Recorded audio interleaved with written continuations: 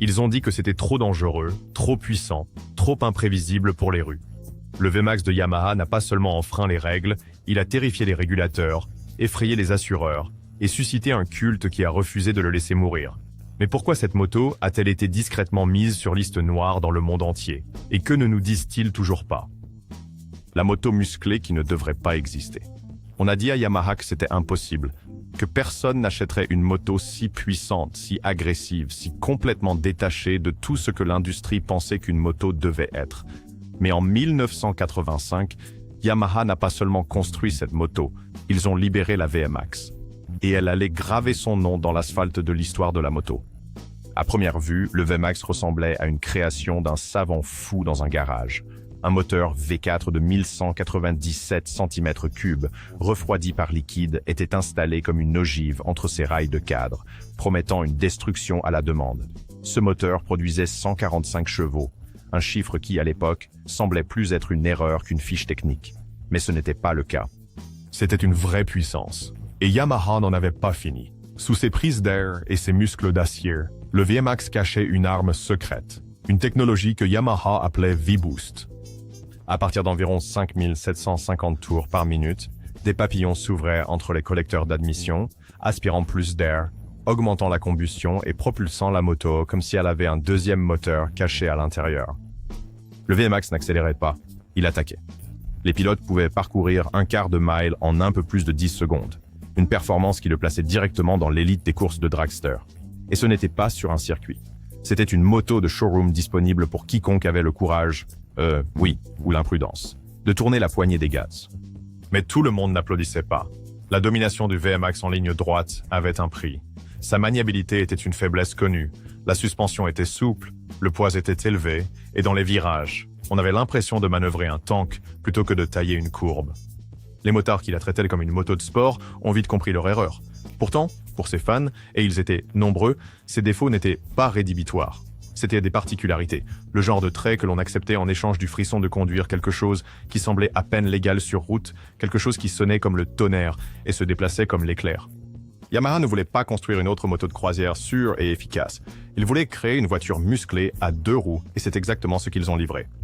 Son style reflétait cette philosophie. Avec ses prises d'air caractéristiques, son cadre musclé et une posture qui semblait prête à foncer même à l'arrêt, le VMAX n'était pas une moto que l'on conduisait de manière décontractée. C'était une machine qui exigeait toute votre attention, et une fois que vous la lui accordiez, elle vous offrait quelque chose qu'aucune autre moto de série à l'époque ne pouvait, une vitesse pure et violente, sous votre contrôle total. La moto est rapidement devenue un symbole de défi, une icône culturelle pour les motards, qui ne voulaient beau pas se fondre dans la masse. Elle inspirait autant la loyauté que la peur. C'était le genre de machine qui vous faisait remarquer dans la rue et dans les médias, non pas parce qu'elle était jolie, mais parce qu'elle était excessivement audacieuse. Les mécaniciens le respectaient. Les débutants le craignaient. Les vétérans racontaient des histoires à son sujet comme des récits de guerre. Le VMAX ne se contentait pas de repousser les limites, il les effaçait. Et tandis que d'autres fabricants avançaient prudemment autour des limites de performance, Yamaha était prêt à tout risquer pour construire quelque chose dont on parlerait pendant des décennies. Ce risque à payer. Le VMAX est devenu une référence dans l'histoire des motos musclées, et même aujourd'hui, son nom seul suscite une reconnaissance instantanée. Lorsqu'il a été retiré en 2020, il avait déjà assuré sa place dans le panthéon des machines légendaires. Mais en 1985, c'était encore une expérience, un pari, un défi mécanique lancé à quiconque assez courageux pour prendre les clés. Et la partie la plus folle, Yamaha a failli ne pas le sortir. Des débats internes faisaient rage pour savoir si le VMAX était trop dangereux, trop extrême, trop éloigné de ce pourquoi la marque était connue. Mais lorsqu'il a finalement atteint les salles d'exposition, toutes ces craintes ont été réduites au silence par le rugissement de ce moteur V4. Le VMAX n'était pas juste une moto, c'était une ligne tracée dans le sable. Et quiconque la franchissait le faisait en sachant qu'il ne roulait pas pour le confort, le style ou la praticité, mais pour la puissance, brute, implacable, sans compromis. Des performances trop rapides pour ignorer les statistiques. Ils ont essayé de se cacher.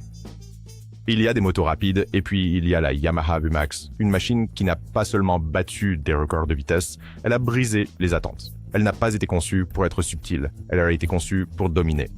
Commençons par les chiffres. Un moteur V4 de 1197 cm3 refroidi par liquide, c'est ce qui propulsait le premier VMAX en 1985. Et de cette bête provenaient 145 chevaux, un chiffre qui laissait la plupart des motos sur place et suscitait plus d'un sourcil levé à l'époque. Ce n'étaient pas des chiffres que l'on voyait habituellement sur quelque chose destiné à la rue. C'était le territoire des muscle cars. Mais la puissance sans la performance n'est que du bruit. Le VMAX a livré. À l'arrêt, ce monstre pouvait atteindre 60 miles par heure en seulement 2,65 secondes.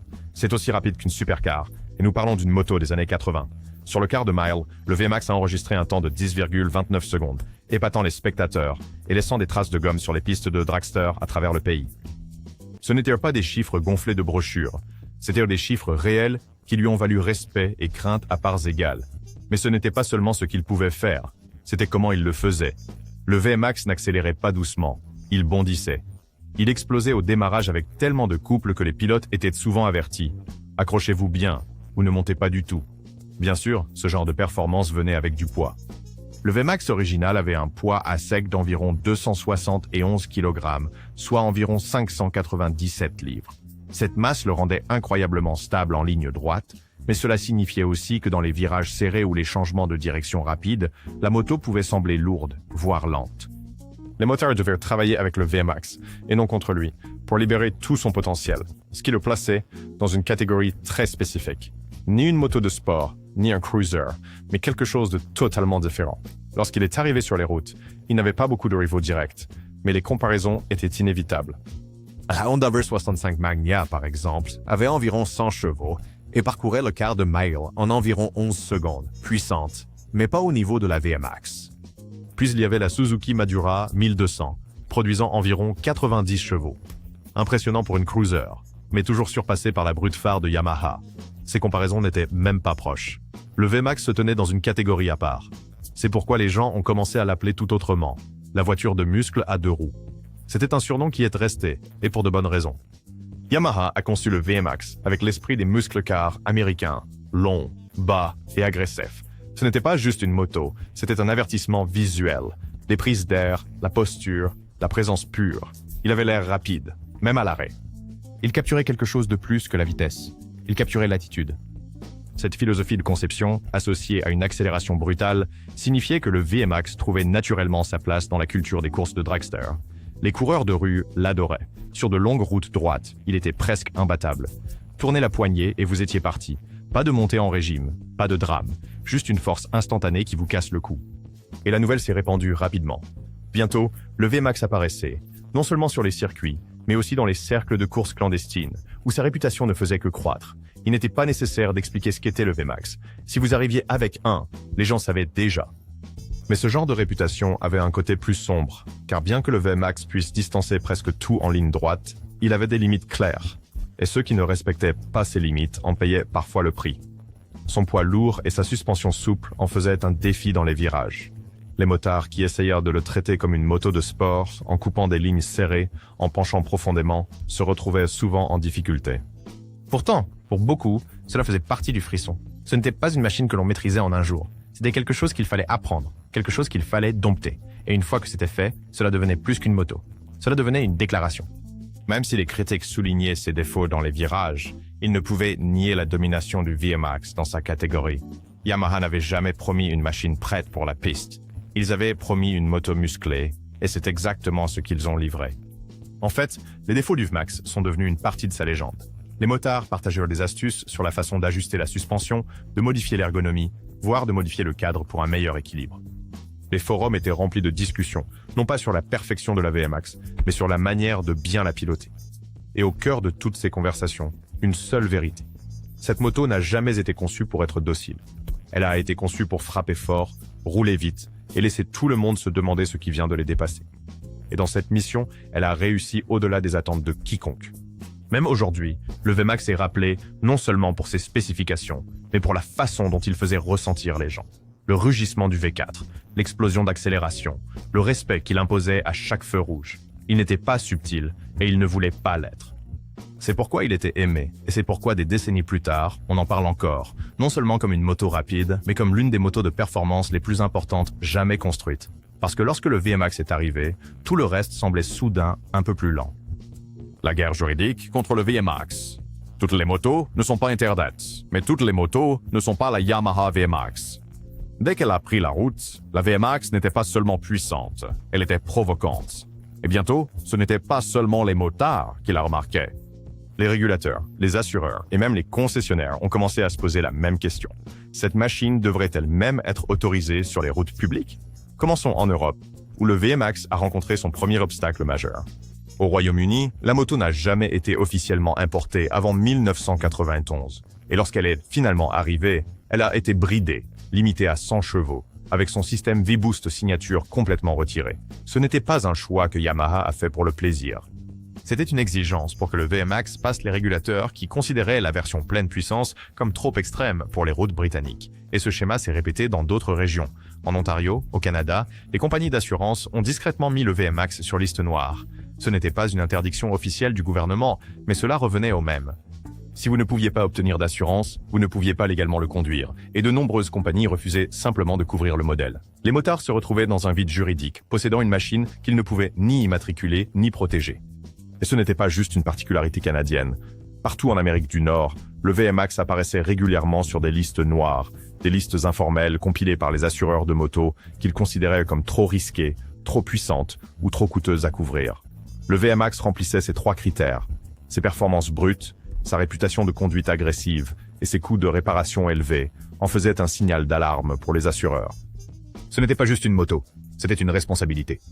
Même les concessionnaires n'étaient pas toujours enthousiastes à l'idée de le stocker. Bien que le VMAX ait eu des fans, il avait aussi une réputation. Certains concessionnaires le voyaient comme un procès en attente. Ses particularités de maniement et sa puissance brute ont soulevé des inquiétudes quant aux pilotes inexpérimentés qui pourraient se retrouver dépassés. Et lorsque vous combinez vitesse brute et maniabilité limitée dans les virages, les choses peuvent mal tourner rapidement. Puis sont venus les rappels. En 2009, Yamaha a émis un rappel sur certains modèles de VMAX en raison d'un défaut de câblage, pouvant déstabiliser le régime de ralenti du moteur. Le problème? Une résistance excessive dans le câblage de masse des capteurs clés, ce qui pouvait provoquer un comportement erratique de l'accélérateur et augmenter le risque d'accident. Yamaha a réagi rapidement, mais cela a alimenté les critiques qui considéraient déjà le VMAX comme dangereux pour un usage quotidien. Et juste quelques années plus tard, l'Europe a porté le coup de grâce. En 2016, le VMAX ne pouvait plus être vendu sur les marchés européens. Non pas à cause des accidents, ni à cause des performances, mais à cause de la pollution. La moto ne pouvait pas respecter les normes d'émission Euro 4, et Yamaha a refusé de redessiner le moteur pour se conformer. Cela signifiait que le VMAX a été discrètement retiré des salles d'exposition, non pas pour ce qu'il pouvait faire, mais pour ce qu'il ne pouvait pas éviter, la réglementation. C'était une fin appropriée pour un héritage de résistance. Mais la résistance légale ne s'est pas arrêtée aux frontières et aux rappels. En ligne, le VMAX a acquis une réputation obscure. Les motards sur les forums et dans les communautés parlaient de sa difficulté à assurer, à immatriculer et dans certains endroits presque impossible à modifier légalement. Que ces histoires soient des politiques ou des mythes, elles étaient cohérentes. Le VMAX était toujours à la limite de ce que le système permettait. Même dans les endroits où il n'était pas formellement interdit, les propriétaires devaient surmonter de nombreux obstacles juste pour rester en conformité. Dans plusieurs marchés européens, des restrictions de puissance imposées par l'usine réduisaient le VMAX à seulement 100 chevaux, mais les motards ne l'acceptaient pas. Ils trouvaient des moyens, mécaniques et numériques, pour contourner ces limites, restaurant ainsi le potentiel de puissance complet de la moto. La bête de Yamaha avait été enchaînée, mais les propriétaires la voulaient libre. C'était un va-et-vient constant entre performance et permission. Et pourtant, la controverse ne faisait que renforcer la légende. Car contrairement à la plupart des motos, la VMAX n'était jamais seulement une question de conduite. C'était une question de rébellion, de dépasser ce que la loi, la rue ou même la machine elle-même était censée permettre. C'était une icône de performance forcée de vivre dans un monde qui n'était pas fait pour elle. Certains la voyaient comme irresponsable, d'autres la qualifiaient d'incomprise. Mais personne, ni les fans, ni les critiques, ni les régulateurs, ne l'a jamais qualifiée d'ennuyeuse. Les batailles juridiques auxquelles la VMAX a fait face n'étaient pas le résultat d'un défaut de conception ou d'une erreur de marketing. Elles étaient le résultat direct de son caractère radical. Yamaha avait construit quelque chose que le monde n'avait jamais vu auparavant, et une fois arrivé, il n'y avait pas de moyen facile de l'intégrer dans le règlement. Les concessionnaires hésitaient, les assureurs rechignaient, les gouvernements restreignaient, et pourtant, les motards continuaient à venir. Parce que ce que ces régulateurs appelaient dangereux, les fans l'appelaient exaltant. Ce que les compagnies d'assurance considéraient comme un risque, les propriétaires de VMAX le voyaient comme une preuve de puissance. Et ce que la loi tentait de contenir, ils étaient fiers de le libérer. Ce n'était pas une moto que l'on conduisait pour se fondre dans la masse. C'était une moto qui faisait sensation rien qu'en existant. Et c'était peut-être cela la véritable menace depuis le début, les motards qui l'adoraient et les accidents qui ont tout changé. Peu importait ce que disaient les critiques, ou ce que les législateurs écrivaient, ou ce que les compagnies d'assurance mettaient sur liste noire. La Yamaha VMAX avait déjà trouvé son public. Dès qu'elle a pris la route, la VMAX a construit non seulement une base de fans, mais un véritable culte. Les motards ne se contentaient pas de l'acheter, ils y croyaient, et il n'était pas difficile de comprendre pourquoi. C'était une moto qui combinait le confort d'un cruiser avec des performances brutes et non filtrées. Un mélange que personne n'avait vu auparavant et que peu de fabricants osaient reproduire. Elle ne se comportait pas comme une moto de sport, elle ne roulait pas comme une Harley, elle faisait son propre truc, et ce truc, c'était la puissance. En seulement quelques années après sa sortie, le VMAX était devenu une légende, non seulement dans les magazines, mais aussi dans les garages et lors des rencontres nocturnes sur les parkings. C'était le genre de machine que l'on reconnaissait au son, et les gens qui la conduisaient portaient ce son comme une armure. Mais pour les fans de VMAX, les spécifications d'usine n'étaient qu'un début. La personnalisation est devenue un rituel, des échanges d'échappement aux modifications du moteur, des kits de carrosserie aux admissions renforcées. Les motards traitaient la VMAX comme une toile dangereuse et magnifique. Certains construits pour le spectacle, d'autres pour la vitesse, et certains pour les deux. Parmi les créations les plus emblématiques se trouvait le VMAX Infrared de JVB Moto, une version entièrement réimaginée qui dépouillait la moto jusqu'à son essence et la reconstruisait en quelque chose de féroce, futuriste et inoubliable. Ce n'était pas un cas isolé. Partout en Europe, aux États-Unis et au Japon, les constructions personnalisées de VMAX sont devenues une sous-culture à part entière. Les forums ont explosé avec des guides de réglage. Les motards bricoleurs échangeaient des histoires et des schémas. Ce n'était pas juste une moto, c'était un mouvement. Et au cœur de ce mouvement, il y avait le look. Même d'origine, le VMAX avait une silhouette qui semblait plus sortie d'une bande dessinée que d'une salle d'exposition. Large, musclé, agressif, il avait l'air prêt pour la guerre. Le moteur V4 massif, les prises d'air emblématiques, la posture longue et basse, tout cela criait puissance, même à l'arrêt. Il est devenu une icône, non pas parce qu'il était raffiné, mais parce qu'il ne l'était pas. Mais le statut d'icône a un prix. À mesure que le VMAX gagnait en popularité et en puissance, la liste des motards incapables de le maîtriser s'allongeait. L'accélération de la moto était impitoyable. Son freinage exigeait de l'expérience. Et son poids, bien que stabilisant en ligne droite, rendait les manœuvres rapides risquées, voire carrément dangereuses. Il y a eu des accidents, et pas seulement des mineurs. Des histoires sont commencées à circuler sur les forums en ligne de motards perdant le contrôle, souvent dans des scénarios à grande vitesse où les limites du VMAX se manifestaient soudainement. Un motard tentant un dépassement dans un virage d'autoroute a perdu le contrôle en milieu d'accélération et a chuté violemment. Les blessures étaient graves, et la conversation qui a suivi était plus forte que jamais. Le VMAX était-il trop puissant pour les routes publiques? Certains disaient oui, d'autres disaient que cela dépendait du pilote. Mais personne ne niait que cette moto exigeait du respect. Elle n'était pas faite pour les débutants, et entre de mauvaises mains, elle pouvait devenir mortelle. Les législateurs ont pris note. Dans les conseils de sécurité et les communautés de motards, le VMAX revenait sans cesse. Son poids, son couple, sa vitesse de lancement sont devenus des sujets de discussion dans les débats sur la sécurité routière. Était-il juste de vendre quelque chose d'aussi extrême au grand public? Le débat s'est intensifié après que Yamaha a émis des rappels. L'un de ces rappels concernait un problème critique de pompe à huile qui pouvait entraîner une panne complète du moteur en cours de route. Si cela se produisait à grande vitesse, et avec une moto comme la VMAX, vous étiez toujours à grande vitesse, les résultats pouvaient être catastrophiques. Yamaha a corrigé le problème, mais le rappel n'a fait que renforcer les craintes du public. Cette machine était-elle trop dangereuse pour exister? Puis vinrent les gros titres. Les médias ont commencé à appeler la VMAX une machine de mort. Certains documentaires, critiques sur YouTube et même la grande presse l'ont décrit comme l'équivalent motocycliste d'une bombe à retardement. Excitant, oui, mais aussi imprévisible. C'était le genre de surnom dont on ne pouvait se défaire. Supercharged VMAX 240 GP, le conduiriez-vous? Je déteste le Yamaha VMAX, et voici pourquoi. Ce n'étaient pas seulement des titres dramatiques. Ils reflétaient une véritable tension entre admiration et peur. Et pourtant, la peur ne faisait qu'alimenter la légende. Parce que pour chaque gros titre avertissant les gens, il y avait un motard impatient de prouver le contraire. Pour chaque accident, il y avait un survivant qui réglait encore plus son VMAX. Pour chaque critique qui le qualifiait d'imprudent, il y avait 10 motards qui le qualifiaient d'honnête. Ce n'était pas une moto qui promettait la sécurité. Elle promettait la puissance. Et avec cette promesse, venait la responsabilité. Cela est devenu une sorte de badge officieux. Posséder une VMAX signifiait que vous n'aviez pas peur d'affronter quelque chose de brut, imparfait et dangereusement vivant. Vous connaissiez les risques, vous acceptiez le poids, et quand vous tourniez cette poignée, vous le faisiez en sachant parfaitement ce que vous libériez. Pour certains motards, c'est exactement ce qu'ils voulaient. Et pour le reste du monde, eh bien, ils pouvaient appeler ça imprudent.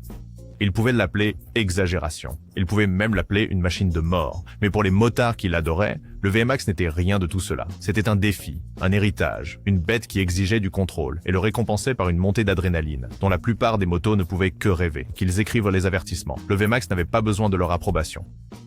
Qu'est-ce qui a tué le VMAX et pourquoi il pourrait revenir? Le Yamaha VMAX n'est pas mort en silence. Il a été retiré, mais jamais oublié. Après 35 ans de production, le dernier VMAX est sorti de la chaîne en 2020. Et tout d'un coup, une légende a été mise au garage. Mais l'histoire ne s'est pas terminée parce que les motards ont cessé de l'aimer. En fait, la demande est restée stable. Cela s'est terminé parce que le monde autour a changé. Et le VMAX a refusé de le faire. Dans un monde qui évolue vers une efficacité élégante et des émissions propres, le VMAX était bruyant, lourd et excessif sans complexe. Le genre de moto qui préférait être crainte qu'approuvée. Et c'est là que le problème a commencé. L'une des plus grandes forces qui s'opposaient au VMAX n'était pas un concurrent, c'était la réglementation. Des lois sur les émissions plus strictes, surtout en Europe, ont rendu presque impossible la survie du moteur V4 du VMAX. Avec les normes Euro 5 à l'horizon, Yamaha devait prendre une décision. Soit redessiner complètement la moto pour se conformer aux exigences environnementales, soit l'arrêter. Mettre à jour le VMAX aurait signifié réinventer son âme. Et pour une machine qui était déjà un produit de niche, l'investissement n'avait tout simplement pas de sens. Alors Yamaha l'a laissé tomber, non pas parce qu'il avait perdu sa place, mais parce que les règles l'avaient dépassé. Et l'Europe n'était pas le seul champ de bataille. Aux États-Unis, Yamaha avait déjà été frappé par un règlement de 2,2 millions de dollars pour avoir vendu des véhicules tout-terrain non certifiés, mettant ainsi en lumière l'examen de ses émissions.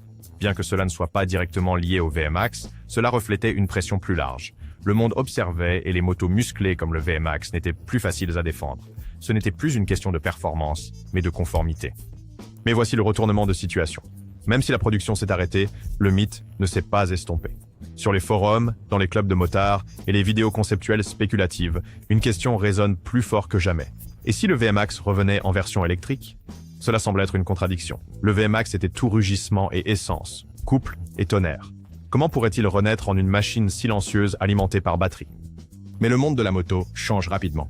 Les motos électriques deviennent plus puissantes, plus légères et plus audacieuses. Et s'il y a une moto qui réclame une seconde vie à haute tension, c'est bien la VMAX. Des rumeurs sur une VMAX de 3e génération circulent discrètement depuis des années. Les passionnés évoquent des brevets divulgués, des designs conceptuels et les récents développements électriques de Yamaha. Certains des prototypes qui circulent sont époustouflants. Ils réimaginent la VMAX comme une machine futuriste, toujours musclée, toujours agressive, mais désormais propulsée par un groupe motopropulseur électrique de pointe. Tout cela n'est que spéculation, Yamaha n'a rien confirmé officiellement, mais la conversation est réelle. Le désir est là, la demande est en train de mijoter, et c'est peut-être ça le point, car le VMAX n'a jamais été une moto que l'on construit pour suivre les tendances. C'est une moto que l'on construit quand on veut choquer le monde, quand on veut lancer un défi, quand on veut prouver que la puissance, sous toutes ses formes, compte encore. Alors, qu'en pensez-vous? Le VMAX était-il un chef-d'œuvre en avance sur son temps ou un monstre qu'il fallait dompter? Peut-être en avez-vous vu un, peut-être en avez-vous conduit un, ou peut-être est-ce la première fois que vous entendez la véritable histoire. Quoi qu'il en soit, si cette machine vous a donné des frissons, cliquez sur j'aime, partagez vos pensées dans les commentaires et abonnez-vous pour découvrir d'autres motos qu'il ne voulait pas que vous connaissiez.